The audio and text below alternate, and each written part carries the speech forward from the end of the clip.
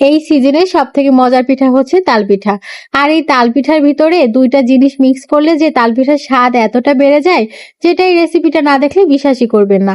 আমি তালের সাথে ১ম এ ১ চামচ ভর্তি করে দিয়েছি গুড় আর ১ চামচ ভর্তি করে দিয়েছি গুঁড়া দুধ। এই গুঁড়া দুধ আর হচ্ছে গুড়ের জন্য তালের পিঠার স্বাদটা কিন্তু ৪ গুণ বেড়ে যাবে। সাথে দিয়েছি পরিমাণ মতো চিনি আর পরিমাণ মতো লবণ। সবকিছু দিয়ে তালটাকে আগে ভালো করে একটু মিক্স করে নিয়েছি। এবার হচ্ছে চালের গুঁড়া দিয়ে হাত দিয়ে ভালো করে বড়ার মতো করে মাখিয়ে নিচ্ছি, মানে ডোটা তৈরি করে নিলাম। চাইলে কিন্তু এখানে হচ্ছে নারকেল, বাদাম কুচি, কালো জিরা এগুলোও অ্যাড করা যায়। তারপর হচ্ছে তেল গরম করে এবার ছোট ছোট বলের মতো করে আমি তেলের ভিতরে ছেড়ে দিয়েছি। আর এইগুলোকে একদম লালচে লালচে করে এপিট ওপিট করে ভেজে তুলে নেব। ব্যাস তৈরি হয়ে গেল মজাদার কিন্তু তালপিঠা। এভাবে করে তালপিঠা কেউ কখনো খেয়েছেন গুড় আর না গুঁড়া দুধ দিয়ে?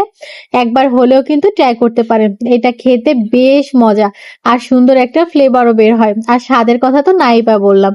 একবার হলেও কিন্তু এভাবে করে এই ২ টা জিনিস মিশিয়ে তালপিঠা বানিয়ে খেয়ে দেখবেন। আশা করি অনেক বেশি মজা লাগবে। তো আপনাদের কাছে কেমন লাগলো আমার তালপিঠা? অবশ্যই কমেন্ট করে যাবেন। ধন্যবাদ।